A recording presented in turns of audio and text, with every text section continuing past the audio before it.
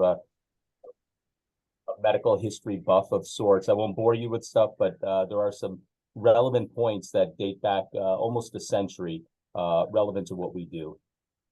So here are my disclosures.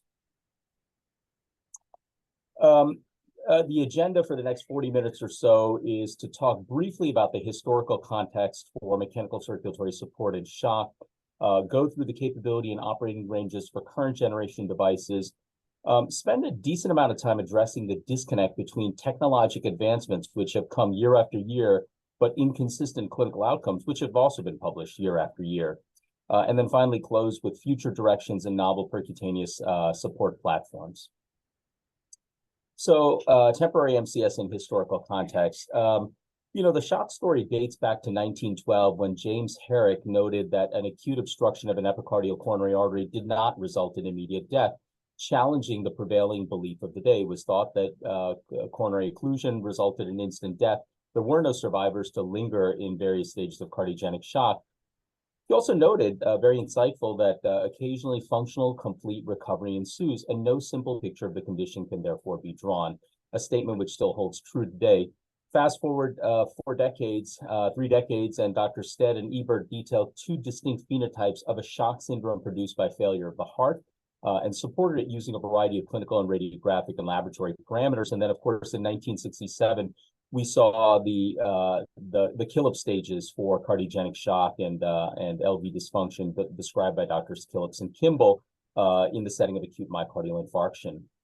1967, to stay on that year, was a really important year because this heralded the dawn of mechanical circulatory support. The first intra-aortic balloon pump was placed by Adrian Kantrowitz, following on 5 years worth of work by Malopoulos and others in a 45-year-old woman who presented at 5 a.m. to Maimonides Medical Center with what could be described now as Sky stages C through D cardiogenic shock with a posterior wall MI. And so she became the first patient to receive a balloon pump for about 7 hours as a bridge to successful recovery, discharge from the hospital, and several years of life after that. And these are images from the original publication in JAMA in 1968.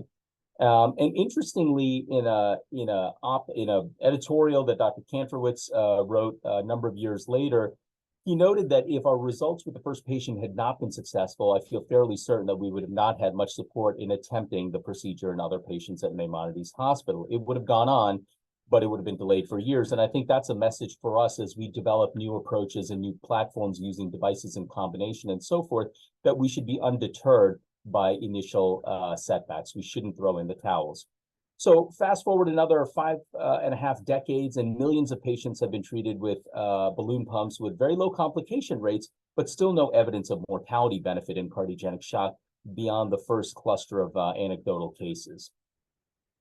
The advent of catheter-based transvalvular LV to AO continuous flow pumps begins in 1988 with the hemo pump by Nimbus Medical Systems in Rancho Cordova, California. I know it sounds like something from Harry Potter, but that was the original company before Medtronic bought the device. And this was the first axial flow pump. You can see here it was a 21 French pump mounted in this motor housing, sort of lean-looking blades that move blood in a continuous fashion from the LV to the aorta. 4 out of the first 7 patients had transfemoral implantation. 3 out of the first 7 patients had direct implantation into the ascending aorta. And this was the brainchild of cardiologist Dr. Richard Wampler and surgeon Dr. Bud Frazier. And they described these patients. These were real deal cardiogenic shock patients, even back in the day, with the exception of a few patients who were on the younger side in their 40s and 50s. These were older patients who were either rejecting their hearts or had pretty severe vasoplegic shock after cardiopulmonary bypass and so forth.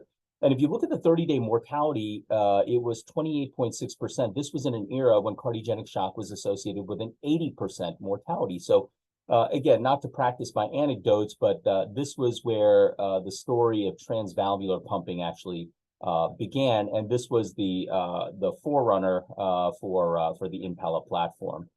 Here's Drs. Wampler and Frazier with the first patient who went on to live another 2.5 years after his implantation. And some very insightful comments, again, from an editorial that was published in Asayo Journal 2019. Acutely, the cardiac output rose from 3 to 5.5 liters, but by the time we left the OR, the flow was back down to 3 liters. I was initially discouraged by the development since my simplistic surgical reasoned that the flow of the hemopump to arithmetically increase the cardiac output, something that we sort of fall into, a fallacy that we still sort of observe that, well, we've got 2.5 liters of cardiac output, we're going to get 3 liters with Impella, why aren't we getting 5.5 liters? Obviously, that's not how it works. And this was the first sort of revelation that that's not how it works with continuous flow pumps. But interestingly, the numbers moved in the right direction. Vasopressor infusions were reduced to maximize pump flows by decreasing the afterload and the pressure on the pump and accepting a mean arterial pressure of 55 millimeters of mercury. And the last statement, I think, is deeply insightful. A number of deeply entrenched paradigms would fall in the years to come. So what are the capabilities and limitations of the current generation of mechanical circulatory support devices? This is sort of the spectrum of what we currently have in the United States or the world, but certainly in the United States, this is what we have for right ventricular support, left ventricular support, and biventricular support in the middle. LV support is what we'll primarily focus on today. The range of flows and pump speeds, cannula sizes, and so forth are shown on this slide, and the degree of LV or RV unloading is also shown on this slide. Excuse me, if we just sort of simplify this down to horsepower, or how much flow can you actually get, not necessarily LV support, and we'll come back to that, but the degree of flow attainable under optimal hemodynamic conditions, this is what you have. Intra-aortic balloon pumps with 0 to 1 liters of flow, and veno-arterial ECMO supporting supraphysiologic degrees of flow if necessary for a short period of time, and everything else somewhere in between.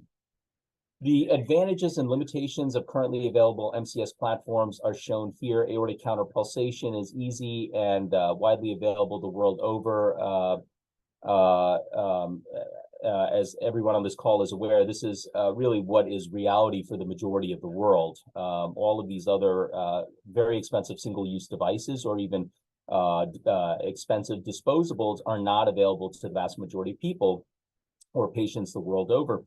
It is easy to use and low cost, widely available, but it represents fractional cardiac output augmentation with no direct LV unloading. Maybe there is a modest role for this in venting VA ECMO patients in whom the aortic valve still opens. LA to FA circuit with tandem heart. We don't use this quite as much. We use tandem primarily in an oxy-RVAD configuration, but there is indirect LV unloading and high flow with a modest increase in afterload and some technical challenges associated with placement of the cannula and stabilization of the cannula. Veno-arterial ECMO provides very high flow and oxygenation in addition to circulation, but it unleashes all of these other considerations. The fact that not only is there no LV unloading, there's actually pretty dramatic increase in LV wall stress and afterload, and then various other curiosities like Harlequin syndrome or North-South syndrome. And then LV to aortic pumping, which is the path along which Impella and many other pumps that I'll talk about at the end of this talk are proceeding on. Direct LV unloading, graded LV support, but as single-use pumps go, very expensive and cost prohibitive outside of the United States for the most part. And while we don't have to think about pressure volume loops in day-to-day clinical practice, I think it is important for the trainees to kind of think about this and recognize that the downward shift in the end-systolic pressure-volume relationship signifies the loss of myocardial contractility attendant to cardiogenic shock. And so the acute cardiogenic shock PV loop looks like something like this. And with devices in circuit, we should be trying to move it back in the other direction.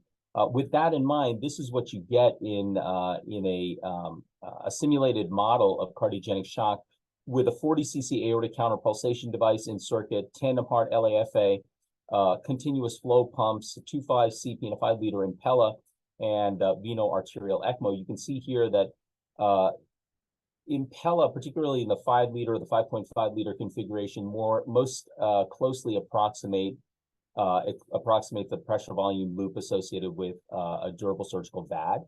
And veno-arterial ECMO, while it may be the most predictable way to regain a blood pressure and perfusion, particularly in the setting of cardiac arrest dramatically increases LV afterload, sometimes holding the aortic valve shut. We've seen several cases of LV thrombus formation within a span of hours. We've seen a handful of cases of the entire aortic root thrombosing in the setting of veno-arterial ECMO. And so this is what you get with balloon pumps. Still 60,000 balloon pumps are being placed annually in the United States. That number sort of tapered off in 2012, and it has remained relatively stable ever since then. This is what you get with a 40 cc balloon pump, a pretty modest effect on stroke volume and end diastolic volume. However, most of the modeling and all of the clinical trials have been done with 40 cc balloon pumps. The arrival of the 50 cc high displacement balloon pump for small to average size individuals largely went unrecognized from a clinical perspective, but there are a small handful of studies suggesting that a priori sort of defined response parameters are more likely to be present in 50 cc balloon pump patients than in patients receiving a 40 cc implant. And Dave Barron's group has shown that this pans out in terms of clinical endpoints, improvement in cardiac output, mixed venous saturation, and so forth, but largely untested in a large scale. Still, when Impella and other forms of support are not an option, perhaps it's better than nothing. I know that's sort of a statement that reasonable people could disagree about, but here's a 50 cc pump that I put in a patient who's 5'1", with small femoral arteries and a suspected LV thrombus. You can see that the LV doesn't work great.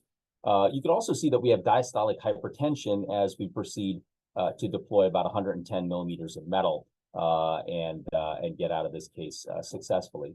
And the last thing I'll say about this is that perhaps the most intriguing application for balloon pumps today is the one that we least avail ourselves of. This is a study by Corson Daniel that was published in Eurointervention in 2019, where non-ischemic acute decompensated heart failure patients were randomized to a mega balloon pump versus inotropes. In this study, dobutamine and inoxamone being a European study. And what was found is that short-term balloon pumping in these decompensated patients was associated with an immediate improvement in mixed venous sat, cardiac power output, NT-proBNP, and fluid balance. You can see what the curves look like. Obviously underpowered for clinical events, but at the very least, we can say that there were no adverse events. And so we rarely use balloon pumps in lieu of inotropes, but perhaps there's an argument to be made in that regard. Moving on to axial flow pumps, the Impella microaxial heart pump, which is familiar to all of us, is sort of a very elegant extrapolation of the Archimedes screw principle. In fact, Richard Wampler got the idea for the hemopump when he was traveling in Egypt and saw water being pumped uphill using a hand crank system that dates back to 250 BC. Archimedes is widely credited for coming up with this idea. That was the inspiration for the hemopump, which then went on in multiple iterations to the Impella technology, and then finally the close to prime time impeller that is in the current generation of devices. The flow ranges for 2.5 and CP are shown here, but I think everyone on this call should acknowledge the important caveats that come with this. This is a perfect situation. The sun is shining, the sky is blue, the birds are singing. The caveats are that flow is imputed. It's never measured. Flow rates vary with loading conditions, catheter positions, suction events, native cardiac output after load. Very important paper that's coming out in JACC Interventions in the very near future, I hope, looking at catheter position and both pump function as well as hemolysis in patients receiving Impella for cardiogenic shock. Cardiac output, as I mentioned, and as was observed by Wampler and Frazier, cardiac output is not additive. You don't get to just add the 3.5 liters or 3.7 liters to whatever the native flow is. And then finally, Impella flow rates usually drop at the initiation of VA ECMO. I'll come back to this in just a moment. We're a big ECMO shop. We do about 120 pump runs per year. Last year in 2022, we did 127 pump runs. And we try to vent a significant number of these with Impella. And the consistent observation is that you may have a CP in circuit that's humming along at 3.7 liters of imputed flow. The minute you go on pump with veno-arterial ECMO, you'll be lucky if you can get 1.5 liters of flow because the loading conditions have changed completely. The Abiomed innovation roadmap looks like this. Many of these have already come to pass, and you're familiar with the single fluid line for setup, The excuse me, repositioning sensors and peak flow up to 4.3 liters. A little bit fanciful, not often observed, but nice to know that it's possible. The re-access sheath is huge, particularly for post-closure, MANTA, and so forth. The real-time pump metrics vis-a-vis the improved software, and then the future pump development includes the expandable introducer sheath, which is still sort of in the wings and being redesigned to allow for effortless removal of CPs, the ECP, which I'll touch on at the end, and the BTR device. The optical sensors have improved with weaning of this device and more predictable real-time metrics in terms of the hemodynamics of the patient that's on pump. Again, the LV signal is imputed from pressures and flow and should not be gospel and should not be taken as gospel and should be recalibrated. All of that considered, this is what the growth of Impella in the United States has looked like for the past decade or so. And noted on this slide are all of the different FDA approvals and clearances for the 2.5 device and the CP device, the RP device, and some of the expanded access to the surgical device. As you can see here, we've seen this exponential growth in the use of Impella. A word about LivaNova and the circulatory support platforms offered under the former Tandem Heart. As you know, LivaNova took over Tandem Heart a few years ago and dramatically improved the efficiency of both the pump as well as the controller.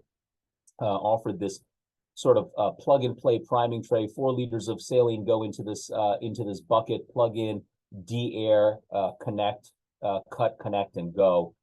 Is sort of the concept, and this is good for places that don't have an established ECMO program and just need bailout ECMO now and again, but it does require nursing competencies and operator competencies, obviously, with large bore access. And so this is what the circulatory support kits now look like for the LifeSpark system. So the LifeSpark pump is at the heart of this, plus minus oxygenator.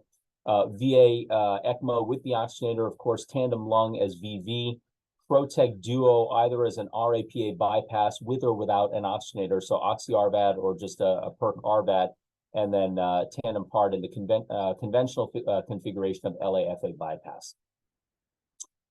Arterial ECMO, VA ECMO is pumps and cannula. You can use any pump, you can use any cannula that you want to. This is what's on high rotation at our institution. And this is sort of how we organize our thoughts around what pump we use. Yusuf and I had a side conversation about ECMO programs and some of the pain points and challenges. It has not been a big kumbaya, and I'm happy to talk about this during Q&A, but it has been, I think, good for the program and most importantly, good for patients.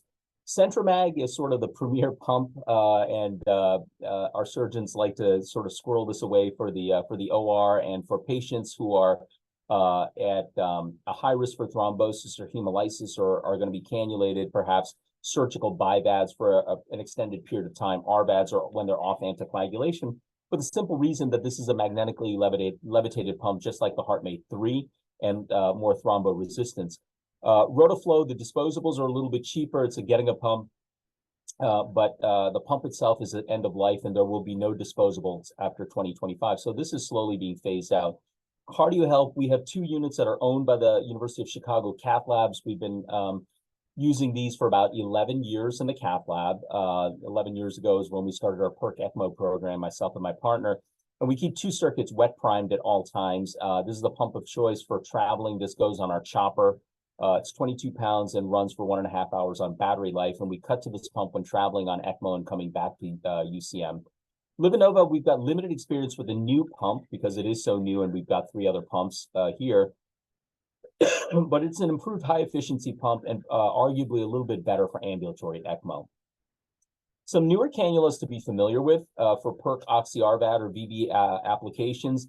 Everyone is familiar, I think, with the LivaNova Protect Duo. It's a great pump, but it is a little bit on the stiffer side, and historically it was only sold with the pump. And so if you already had other centrifugal pumps or rotary pumps, you didn't really need the LivaNova pump, and it became a little bit of a waste. Spectrum Medical just released this cannula, which they'll be happy to sell to you individual packages or bundles without a pump. And then Crescent is a really fantastic cannula for VV ECMO. I would encourage everyone to take a look at this. One of our surgeons who came over from St. V's, Chris Salerno, used a lot of these over in St. Vincent's and introduced me to this. And I've had good experience with Crescent for just veno-venous applications. Okay, so let's talk now a little bit about the inconsistent clinical outcomes in the face of technological advances. The RCT story in this space really practically begins with the publication of IZAR shock back in 2008. This is a very small study that pits intra-aortic balloon pumps versus Impella 2.5 in cardiogenic shock. And it was a surrogate endpoint of cardiac power, not meant to look at clinical outcomes in such a small study. That would be kind of silly. This is AMI shock. But the important takeaway is that cardiac power index was higher for Impella at 30 minutes only. There were no other significant time points in which Impella bested intra-aortic balloon pump, which was a little bit of a head scratcher because going into this, all of the flow modeling and preclinical work would suggest that there was a durable increase in cardiac power output. 30-day mortality exactly the same in this small study, as you can see here by the Kaplan-Meier curves. Protect 2 comes out in 2012. Everybody remembers this. We were a Protect 2 site. I was a Protect 2 investigator. Impella versus balloon pumps in Impella 2.5 versus balloon pumps in high-risk PCI. And this is from Dr. O'Neill's SKY 2011 presentation of the 447 intent to treat patients. And there were a number of statements made that there were significant procedural differences between the two arms. We were all guilty of this. When you were randomized to an Impella, you felt emboldened to do more aggressive intervention, more atherectomy, more complete intervention. Impella arm with strong trends towards superior clinical outcomes for the intent to treat population with a significant reduction of the 90-day MACE rate in the per protocol population at 90 days. Significant clinical benefit was more pronounced in high-risk PCI patients without atherectomy, but with Impella support. And you can see that significant reductions in 90-day MACE if you redefined myocardial infarction. So see, these were some of the key slides from the 2011 SKY presentation. When the Circ paper came out, it was a bit more of a muted conclusion that the 30-day incidence of major adverse cardiovascular events was not different for patients with IABP or Impella 2.5 support. However, there were trends for improved outcomes at 90 days, as you can see here. 2012 was also another important year because this publication came out in January. Later on in the year, this is Holger Thiele's landmark study, IABP shock 2, which really was the kiss of death for intra-aortic balloon pumps in cardiogenic shock, demonstrating in 600 patients in a study that could only be done in Europe, that patients that were now what we would consider to be stages at least C, many of them in stage E, in extremis shock, did not benefit from balloon pumps. The mortality was exactly the same, but it bears recognition that 42% of patients in both groups had already arrested by the time they were randomized. 82% of patients got balloon pumps, all 40cc balloon pumps after their PCI. So I think this is sort of an exercise in too little, too late, but I think we can say confidently that balloon pumps as sort of a standalone therapy in stages C through E shock probably do not work. Well, that's essentially what the market needed to hear, and you could see what Impella use did right after 2012 with the presentation publication of Protect 2, and then later on in the year, IABP shock 2. So does this actually map out to better outcomes as clinical practice embraced the use of Impella? 2016, we saw the IMPRESS study, very small study, patients deep in shock, 48 patients, STEMI cardiogenic shock, once again, sort of IZAR shock redux, that failed to show any benefit in terms of mortality. And in fact, the plurality of death in the study was anoxic brain injury. So that should tell you everything you need to know about how sick these patients were. These were stage D through E patients who did not seem to improve with Impella CP, IZAR shock with Impella 2.5. And then what followed was a flurry of meta-analyses and administrative data sets that data that yielded more or less the same signal, that there was no difference in short-term mortality with PVADs versus balloon pump. The majority of this data with Impella, the minority of the data with Tandem Heart, inclusive in this analysis, trial sequential analysis of 674 patients. The use of PVAD seemed to be associated with more adverse events, but once a trial sequential analysis was done, that was not supported. Propensity matched pairwise analysis, pairing Impella patients with IVP shock 2 patients matched by age, sex, mechanical ventilation, EF, prior CPR, and lactate in 2019 failed to show any clear benefit in Impella support. Another analysis, a pair of analyses, Sanket Dhruva's analysis and Amit Amin's analysis, both came out in 2019, published in 2020. I think some co-authors from Yale were involved in the latter analysis. This is AMI shock, 28,304 patients. The use of Impella compared with balloon pump was associated with significantly higher risk of in-hospital death, major bleeding, and these associations were consistent regardless of when the pump was initiated, before or after PCI. And you could see what the forest plots look like favoring intra-aortic balloon pump in this analysis. Similarly, from the Premier Healthcare Database in 2020, trends in the use of Impella in the 470 some odd hospitals that were included in Premier, an exponential growth that mirrors the growth of Impella use across the country. And you can see here comparison of pre-Impella and Impella era outcomes doesn't look great. And the association of Impella with death, bleeding, AKI, and stroke seems to be a relatively strong signal.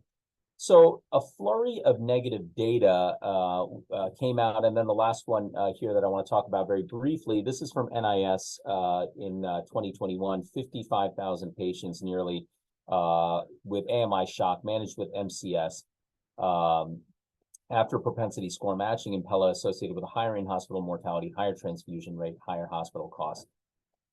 The obvious caveat to the last 10 slides is that these are all retrospective analyses. I've had the fortune/misfortune of working with the CMS 5% sample as well as the Truven private payer data set. It is almost impossible to establish temporal relationships between many of the observations. So lactate trend, very difficult to figure out. The reason why patients were transfused, almost impossible to figure out. It's almost impossible to figure out what devices they got before they got the Impella. Many of these databases are agnostic to transfer patients who may have had a balloon pump, failing a balloon pump, come in, get an Impella at my hospital or your hospital, and then eventually end up having a major untoward event on the Impella. That's coded as an Impella complication. So I think a word of caution in over-interpreting these databases, but there is probably a grain of truth in all of these data sets that the trial results that are favorable may not be replicable across the country. One more study that I want to bring to your attention, it may have flown under the radar. This is really interesting to me because this was put together by Ron Waxman's group and others. And this was essentially a single center retrospective analysis of nearly 1,700 patients undergoing high-risk PCI for multi-vessel disease, unprotected left main disease, last patent vessel, low EF, severe MR, severe AS, and so forth, who did not get mechanical circulatory support for one reason or another. They excluded ACS patients and cardiogenic shock patients, but these are high-risk PCI patients. So think back to the original PROTECT 2 data set. These are many of the patients that we enrolled in PROTECT 2.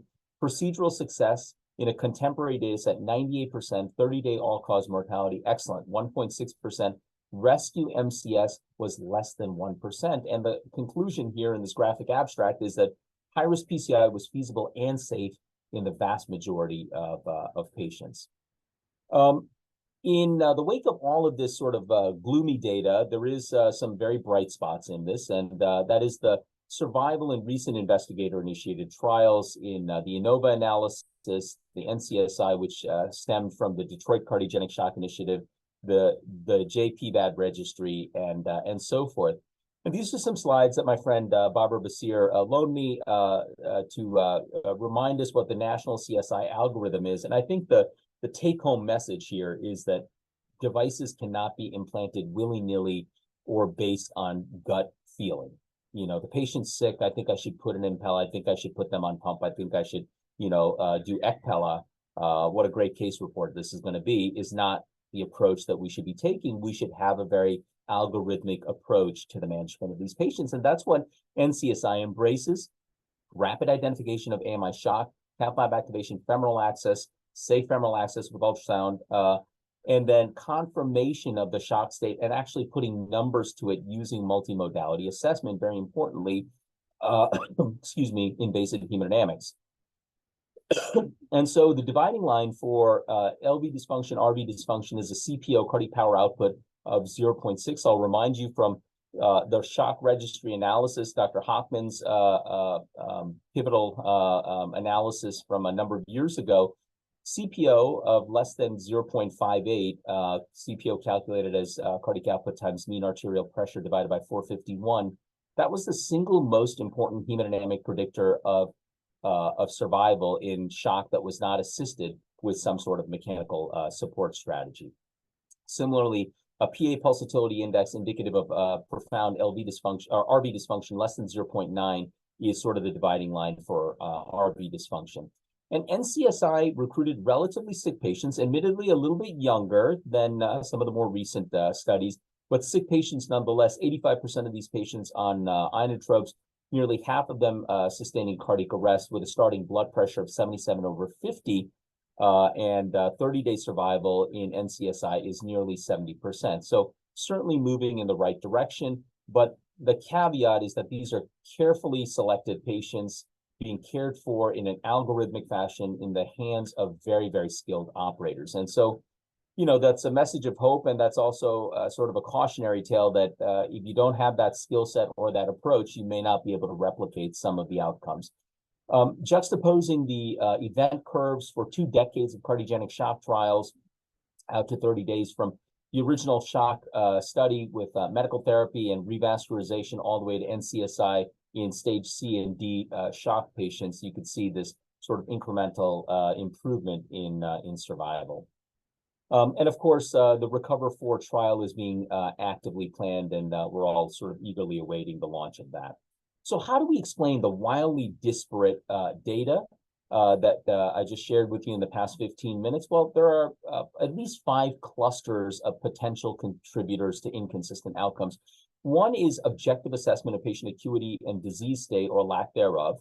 2 is standardized protocol-driven patient selection, appropriate selection of mechanical circulatory support platform and physician training, adequate device troubleshooting and care escalation, and very importantly, freedom from major bleeding and complications. So objective assessment of patient acuity and disease state, what does that look like? Well, in 2019, we saw the publication of the Sky Shock Clinical Expert Consensus Update, really a monumentally important publication and concept, finally codifying shock assessment and bringing us all to sort of a common working language with Sky Shock stages ranging from A through E with a sub-A modifier that was sort of upgraded in the 2022 document, which was in the inaugural issue of JSky, to really sort of it sharpened the definitions to cardiac arrest with concern for anoxic brain injury. But no sooner had the 2019 document been released that further iterations of quantifying and qualifying shock came out. This is from the Cardiogenic Shock Working Group, which we're proud members of, as well as the Danish Retroshock Registry, showing that there were 3 phenotypic clusters. This is an analysis of nearly 2,000 patients using a machine learning algorithm that basically identified these 3 clusters of non-congested cardiorenal and cardiometabolic patients, that when you then put this into a 3x3 grid with Sky stages C through E shock and phenotypes 1, 2, 3, you see a further stratification of mortality in MI shock, heart failure shock, and MI and heart failure shock taken together. So some further sharpening of our algorithmic or our approach to quantifying shock may be in the works. So standardized protocol-driven patient selection is the next really important issue for ensuring that patients actually get more predictable outcomes with mechanical circulatory support specifically, but more broadly shock care. What does that look like? Well, about 5 years ago, we established a shock team and a shock pager. There was a lot of grumbling. There was a lot of discontent by people who are not accustomed to getting up at 2 in the morning over and over and over again to take this call. And so this is an actual screenshot from my phone, from my Spoke app for a cardiogenic shock activation. This activation immediately gets you all of these physicians and support staff immediately. We don't start the call until a representative of each one of these tribes actually makes it onto the Zoom call. I will tell you, and Yusuf, you may find this funny, the biggest hurdle in all of this, after we kind of got over the mental hurdle of doing this, the biggest hurdle was actually programming in the Zoom link so it had push button functionality. So there's a specific series, a very arcane series of colons, semicolons, and commas that have to go into this in order to be able to tap your screen on your phone and get Zoom right off the Spoke paging app. So that was an unexpected pain point. Once we got past that, we were off to the races.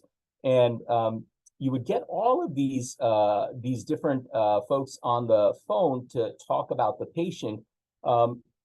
Along with this, we also developed what we call the high reliability pathway for cardiogenic shock. This is the 6th high reliability pathway that we launched here. The first was ACS STEMI. We started with something easy that everyone can agree on. In fact, very few people agreed on that. We were a little bit surprised by that. But we started with something we thought was easy, and we worked our way up to cardiogenic shock. I'm happy to share this with anybody who's interested. But more or less, in the course of the call, we walk our way through this. This is attached to our electronic medical record, so you can pull this up from Epic. And once the diagnosis of shock has been inscribed in the EMR, you kind of have to follow along with this. And so this is a continuation of that. Third is appropriate selection of MCS platform and physician training. Is it as simple as basically plugging in these different devices at the different stages of shock?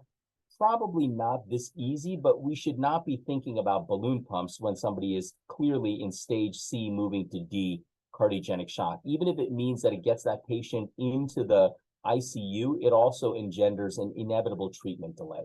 And there's publications to support that statement. More recently, we proposed in a review article sort of a conceptual framework to guide the initial choice of device in cardiogenic shock, sort of mating it with the SCAI shock stages. This was just published about a month ago. Now we're trying to plug this back into our algorithm for shock team conversations. The last piece of this is freedom from bleeding and major complications. This is a lesson that we learned with Replace 2 and the bivalirudin data and the radial data, and we've rinsed and repeated this data over and over in the context of high-risk non-shock intervention. But we still need to learn this lesson with mechanical circulatory support. Many of you may be familiar with the REDFIRST analysis from a number of years ago, 17,600 patients receiving large bore access for EVAR, TAVR, or PVAD. Nearly 1 in 4, more than 1 in 4 patients with a PVAD had a major bleeding complication. Nearly 1 in 5 patients overall. Bleeding nearly tripled mortality, more than doubled length of hospital stay, and added about $19,000 to the hospital expense. Well, this analysis came out, and I simply refused to believe that this was happening. So we looked at our own Impella data. This is 127 consecutive implants at our institution. These are not transfer-ins. These are majority percutaneous implants, some surgical cut-down subclavian implants. And what we found was a 19% rate of major bleeding complications, even in this institution that's been doing Impella ever since the 510(k) approval in 2008, and with great frequency. Hemorrhagic risk factors, ECPella, going back to the lab or to fluoro to replace or reposition cardiogenic shock, cardiac arrest, and so on and so forth. And if you had hemorrhage, it was associated with a very significant increase in 1-year mortality, the hazard ratio nearly 2.5-fold. And so the punchlines are careful patient selection and meticulous large bore access technique is critical bleeding avoidance strategies and risk mitigation. And perhaps PVAD miniaturization and improved closure strategies may improve this. And so that's a segue to the last few slides I want to share with you, future directions and novel mechanical circulatory support platforms. As we look into our crystal balls and think about what the ideal MCS device for stages C, D shock might look like and high-risk PCI, we want a device that provides active unloading of one or both ventricles, consistent and clinically meaningful degree of circulatory support, rapidly implantable by a wide range of practitioners, keeping in mind that the average PCI operator in this country does 59 PCIs a year, with 44% reporting that they do less than 50 cases a year, less than one a week. So it's got to be implantable by individuals who don't have a deep skill set in large bore access, and then lower profile. IVAC 2L is a device that's currently available in Europe, is unlikely to make it into the United States, but it's intriguing because it's a 17 French device, not smaller, but it is a device that is pneumatically driven using any standard balloon pump driver. And so it's a pulsatile device that moves a little over 2 liters of flow. And there were some nice case presentations at last year's SKY meeting from, I want to say, the Netherlands and Belgium using the IVAC 2L pump. ECP, I think everybody's heard about this, and ECP is inching closer to the starting blocks. This is a 9.5 French pump and catheter with an estimated flow of greater than 3.5 liters per minute. Amir Kaki was kind enough to provide me with some of the slide graphics, and we published some of this in a review paper a couple of years ago. The protected PCI application is what the majority of new pumps are chasing, a 6 to 12 hour implant designed for wireless insertion, although this is being revisited because no cross is definitely going to happen as you get into patients with poor cardiac output and any degree of aortic valve stenosis, and the feasibility studies underway. So far, there's been 60 cases completed successfully in the United States, 54 of them done in Amir's lab at St. John's with no vascular complications, and 5 patients enrolled in the pivotal trial. The CSI pump is also inching closer. This was originally codenamed Otto, now has been renamed Propel. This is probably going to be a 12 French device with a catheter profile of 6 to 8 French and flows that are closer to the 3 end of things, perhaps in boost mode up to 5, but it leverages CSI's in-house expertise for very simple, very easy to use electric handles that the operator can then sort of ratchet up or down over the course of the intervention. I've had the good fortune of playing around with the Ready for Prime Time device very recently. Procerion aortics represents a completely different approach that a couple of companies are taking for reduction in LV pressures and improvement in cardiorenal syndrome using the principle of entrainment pumping. This is a pump that's implanted in the descending thoracic aorta. And the idea is flow acceleration through this pump, which is not obstructive, obviously. I think the challenge is that it's an 18 French pump that goes in through a 22 French delivery system that has to be removed through a 22 French delivery system. So vascular access really has to be perfect for these patients.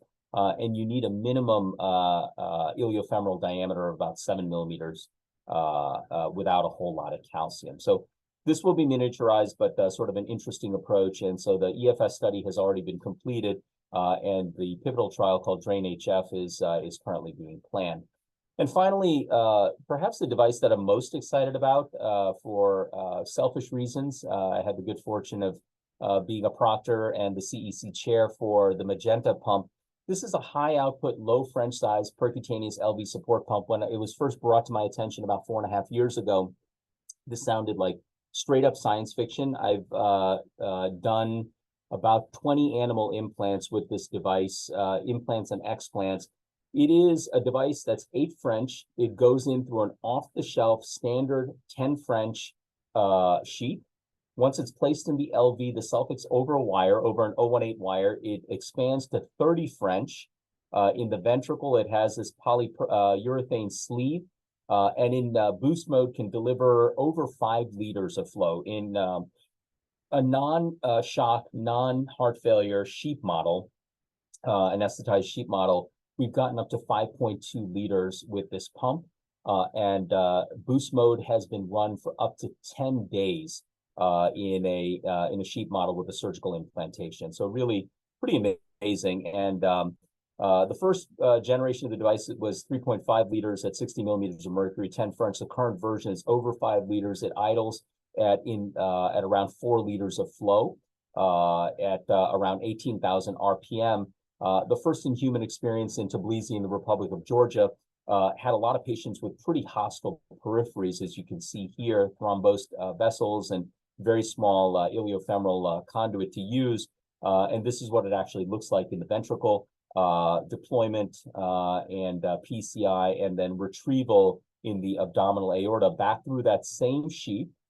We stressed in the animal model, we stressed the same pump over and over and over to see if we can wreck the nitinol cage. And every single time we were able to retrieve this without any problem. So this is entering EFS. The FDA has green lighted the first 15 patients, as I mentioned, in a limited number of centers.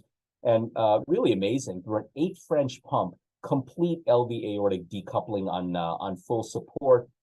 This is in a human with repeated left main inflations in the setting of profoundly reduced LVEF. So what are the key takeaway points? They are that there are currently no preferred mechanical circulatory support device for cardiogenic shock, given the dynamic and multifactorial nature of shock, the numerous clinical and patient-specific variables. Clinical success, not procedural success, not the patient did great during the procedure but died for completely unrelated reasons.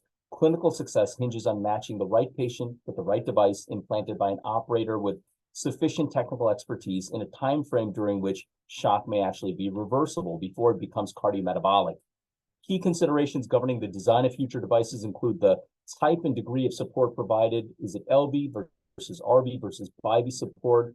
This story is obviously being scripted, ventricular unloading versus aortic entrainment, as 2 broad categories of support strategies.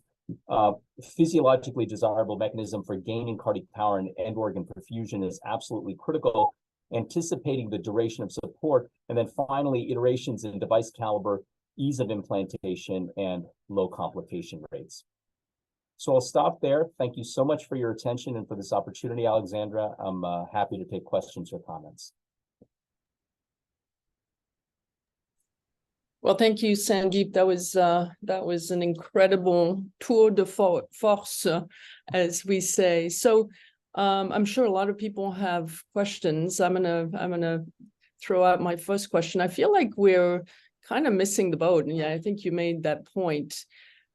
In our efforts to, we put shock teams in place, etc., but shouldn't we be focusing a little bit more on the early diagnosis and trying to, identify what are the criteria we need to put in place to diagnose early, stage B shock, and perhaps, pushing upfront the earlier treatment? Yeah, I think that's a great comment, and I'll tell you what's really sort of galvanized the effort in this institution is that I'm sort of, for selfish reasons, motivated to find patients to enroll in the cardiogenic shock working group. We've enrolled 78 patients just in the 4th iteration, which started this academic year. It started in July, so just in the past 7 months or so, we've enrolled about 80 patients. A lot of these patients are stage B patients, and they're sitting on the floor service, right? So I think that there are definitional differences in how these patients are being evaluated depending on what service they land on. And during sort of a shock review that one of my colleagues, non-invasive colleagues, who's sort of the czar of clinical pathways here, runs with the internal medicine residents, he puts up a heavily redacted H&P from one of the interns.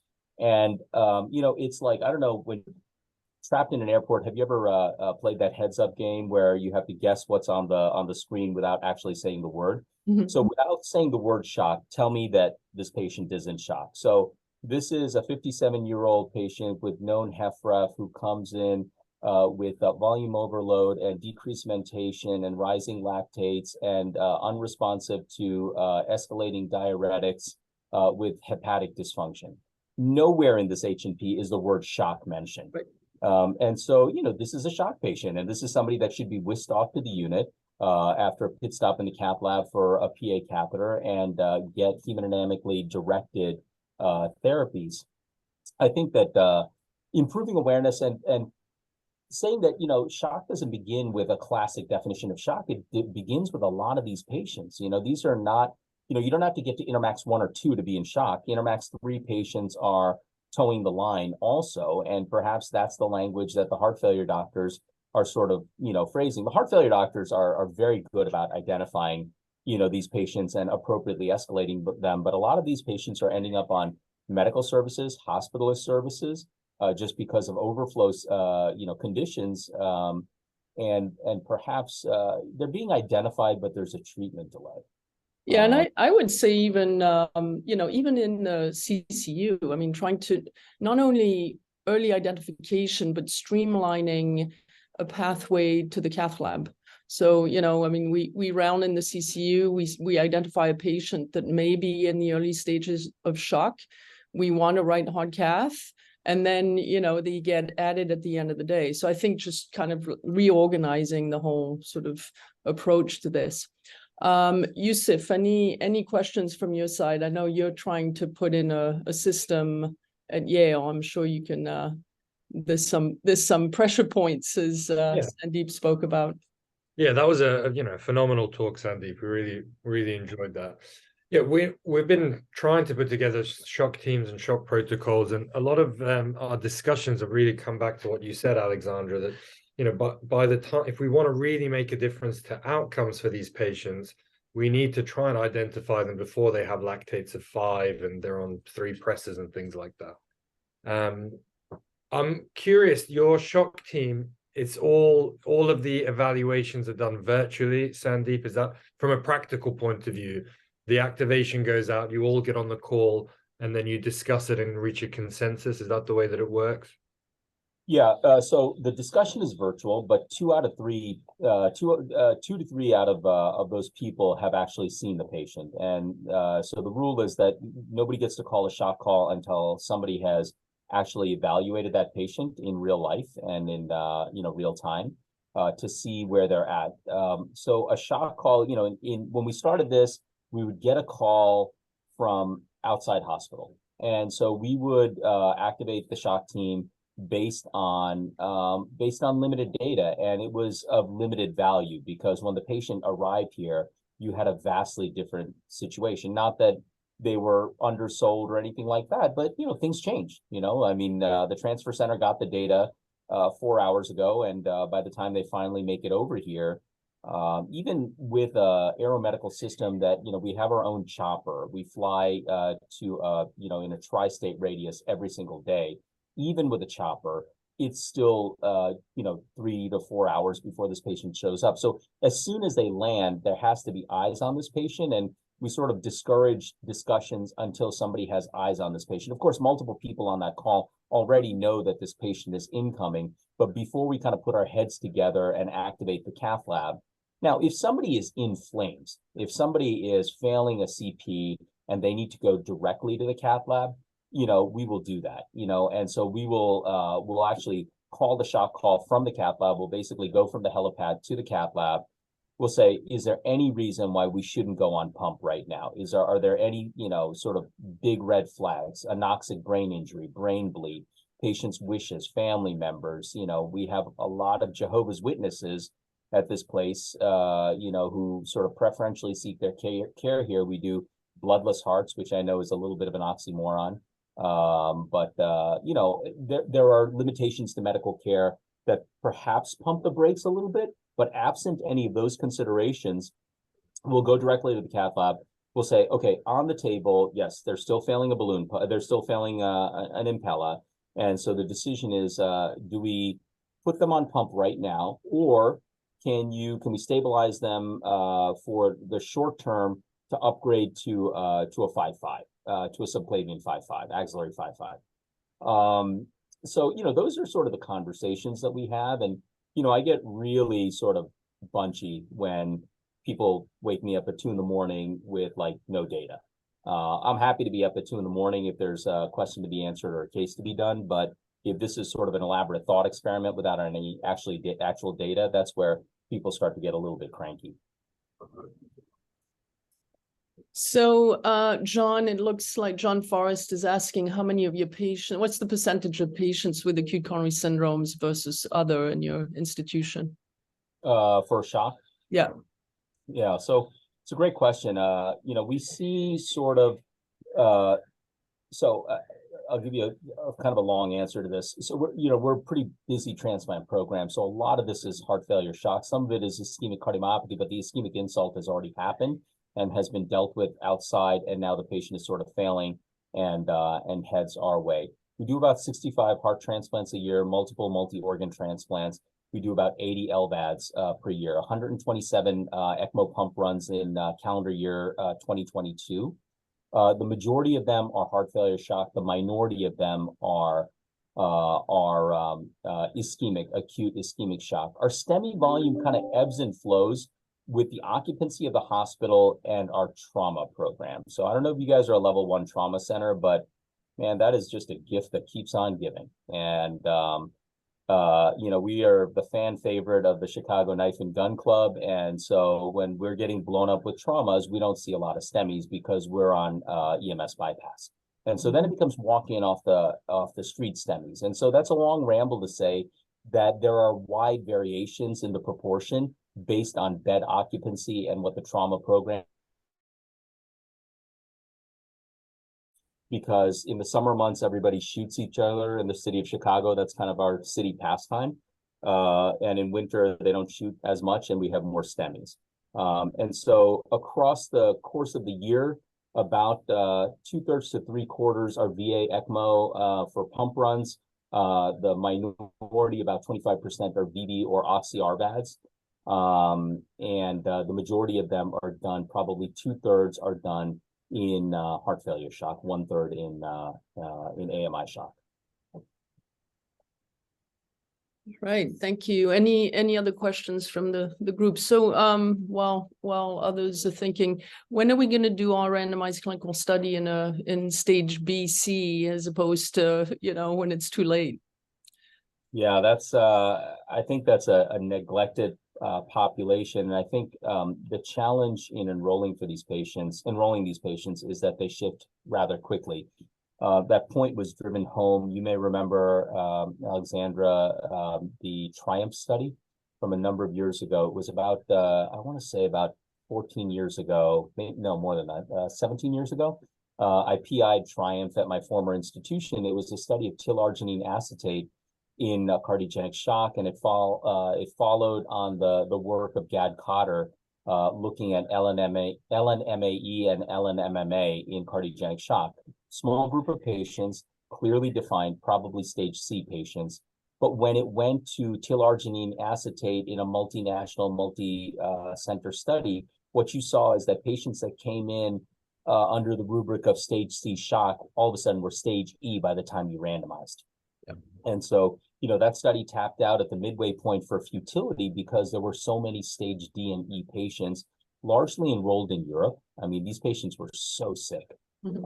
And pretty much nothing was going to save them. So trying to find that sweet spot of patients who are kind of stable in stage B shock. Mm-hmm.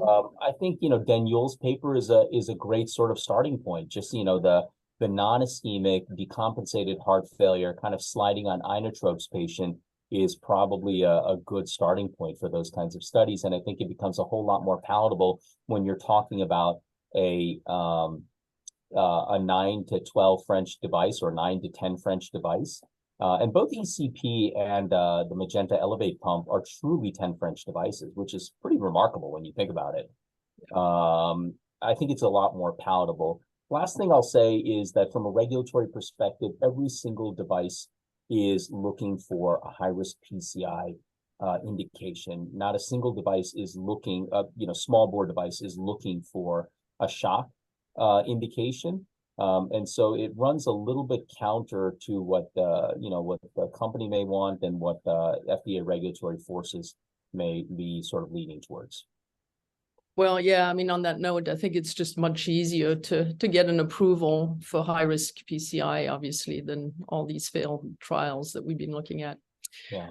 All right. Any other questions? Yeah, I'll ask one last question. Okay, Sandeep, that was an awesome talk. I really enjoyed it. Thank you. So at your center, how many interventionalists are there, and do everybody participate in this shock team, or is it a select group that's handling calls separately? Great point. It's a closed lab. There's five of us, and there are three heart failure docs who do their own cases. Together, the 8 of us do a little under 4,000 cases a year. The interventionalists do about 2,800 cases total, all cases, and all 5 of us participate. When I sort of came in as the CCU director about 7 years ago, I did something that was a little bit unpopular, but I think it was better for patient care. I basically kicked out all the non-interventionalists from the general CCU side. It was a little bit of a controversial move. My boss then was from the Brigham, and this is very different to the Brigham model. And some people were unhappy, but the idea was to sort of minimize the number of touch points with people who don't necessarily have a decisional role in this, right? So the 5 of us staff the CCU, the general CCU side, 24/7, 365. There's also a heart failure side. The CVICU is the single largest ICU in the hospital. It's 32 beds, and there's no segregation of patients. So it could be VT storm, STEMI, high-risk PCI, TAVR, fresh heart, fresh VAD, oxy RVAD, and the nurses take care of all of them. The interventionalists take care of a lot of these patients as well. All 5 of us cannulate. All 5 of us just take our turns being on the shock calls. Yeah, that's great. And I think that makes it logistically much easier. In our center, we're more and more towards a cardiac intensivist sort of a model. And I think the interventional cardiologists are going to be more in a consultative and that kind of role. So the leading question that I was going to go into is how do you tackle the variation that's expected with multiple interventionalists implanting the device, because it's always, there's a lot of subjectiveness into it, although we're trying to make it as objective as possible. How do you deal with that? And then, and post hoc, how do you sort of monitor these cases at a system level to make sure consistent care is being delivered? Yeah. So, we've got a very good working partnership with our CV surgeons. And, as I said, we started our PERC ECMO program here about 11 years ago, the same year that we started our TAVR program. Our chair of cardiothoracic surgery said, hey, you want me to teach you a new life skill? This will actually bail you out when you screw up a TAVR. So it was a little bit self-serving, but we, I think, benefited from learning this 11 years ago. And there was more variability back then, but I think that we've sort of all converged. And on the shock call, we'll kind of talk about, we're like, okay, well, this guy, he's a BMI of 35. He's a bigger guy. Hopefully he'll have bigger vessels. Let's at least get a 17, preferably a 19 French cannula, 7 French perfuser, 25 French vented multi-stage venous, and then we'll kind of see where that takes us. If his LV blows up immediately in the lab, then while you still have an aortic valve that's opening, get a 2.5 to vent him. So we're not prescriptive in that, we tell the implanter what to do, but we all kind of talk about it and say, what would be best for this patient? Perfusion is always kind of buzzing in our ear, bigger. So they want us to put in the biggest possible cannulas that we can safely. And I'll tell you, a lot of these patients are just vasoconstricted. I mean, their periphery looks like garbage, but the minute they have some flow, all of a sudden it opens up. And so what would have been, a 15 French Protex Solo arterial cannula now becomes a 17 or even a 19 French cannula. So there's definitely, that's to say that there's a lot of dialogue between the people, and every call is going to have a surgeon who may not be the implanter, but who's certainly going to offer you their opinion about what you should be putting in and the approach, and so on and so forth. And the last rule of the shock call is that if the majority or the plurality of voices on that call favor one approach, then the implanter, whoever's the cannulating physician, is going to abide by that. I may not agree. I think, I may think that this is a completely hopeless endeavor. But if the group's decision is that we're going to give this person a chance, or the converse, then that's what we do. All right. Well, on that note, thank you very much, Sandeep. It was absolutely wonderful to have you. Great talk. It was wonderful. Thanks so much for the opportunity. Thanks. All right. Have a good day, everyone.